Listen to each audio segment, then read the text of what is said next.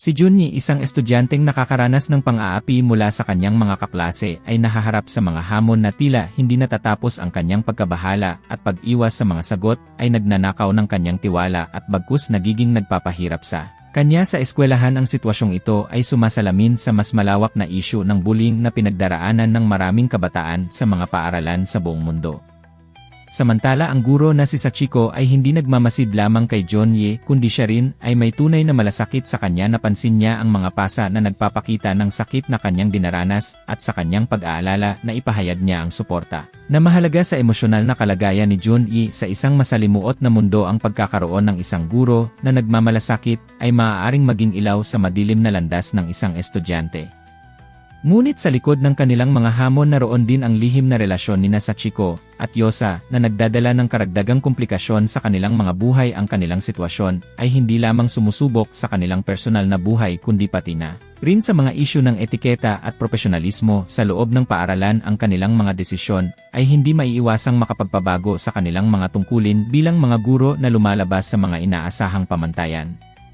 Sa kabila ng mga isyu sa pagitan nila, si Sachiko ay nahaharap sa masalimuot na pagsubok ng selos, hindi lamang dahil sa kanyang relasyon kay Yosa kundi dahil din sa kanyang pakiramdam kay Junyi. Ang damdaming ito ay nagiging sanhi ng kaguluhan sa kanyang isip at damdamin na nagdadala ng mga mahihirap na desisyon na maaaring makaapekto sa kanyang mga mag-aaral. Sa ganitong mga pagkakataon, ang mga guro ay nagiging tao na may damdamin, hindi lamang mga tagapagturo.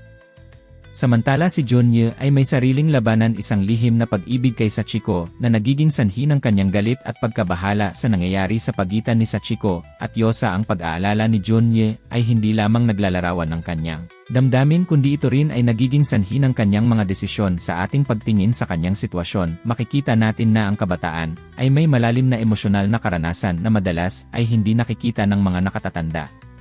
Sa isang hindi inaasahang pangyayari, nagresulta ang mga hindi pagkakaintindihan sa isang bodega na nagdulot ng pagkakakulong ng dalawa. Sa ilalim ng mga hindi inaasahang sitwasyon, nagsimula silang makipag-usap, umaasang makakalabas sila sa susunod na araw. Ngunit ang kanilang pag-aalala sa bakasyon ng mga estudyante ay naging sagabal na nagpatunay na wala silang ibang matutulungan sa mga oras na ito.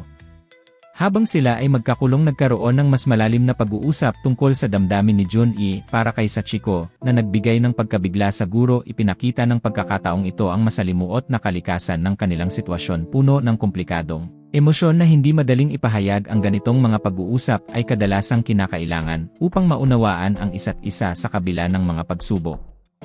Kasabay ng pag-init ng sitwasyon, nagdesisyon si Junyi na gumamit ng tubig upang makuha ang atensyon ni Sachiko. Ang hakbang na ito ay nagbigay diin sa kanilang desperasyon sa kasalukuyang kalagayan, nagpapakita ng labis na pangangailangan para sa koneksyon at suporta. Ang mga simpleng kilos ay nagiging simbolo ng kanilang mga damdamin sa panahon ng kaguluhan.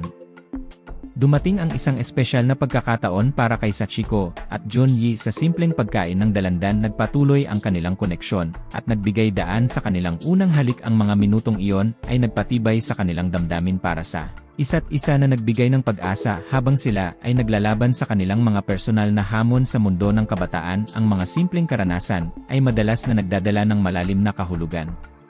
Ipinakita ni Junyi ang kanyang dedikasyon kay Sachiko sa pamamagitan ng pagtulong sa kanyang mga hiling na nagbigay diin sa kanyang pagnanais na maging malapit sa kanya. Ang pangarap na ito ay naging inspirasyon para kay Junyi at sa kanyang mga pagkilos. Lumitaw ang isang mas malalim na koneksyon at pagsuporta sa isa't isa sa kanyang mundong puno ng komplikasyon. Ang pag-asa ay patuloy na nagniningning. Sa pagdating ni Yosa, lumitaw ang tensyon sa pagitan ni Junyi at Sachiko. Para kay Junyi, ang proteksyon para kay Sachiko ay hindi lamang isang responsibilidad kundi isang tungkulin na kanyang pinanindigan. Ang galit na ipinakita ni Junyi kay Yosa ay hindi lamang bunga ng kanyang emosyon, kundi isang pakikibaka rin para sa kanyang damdamin kay Sachiko. Sa mundong puno ng hindi pagkakaunawaan, ang pag-ibig ay nagiging masalimuot na laban.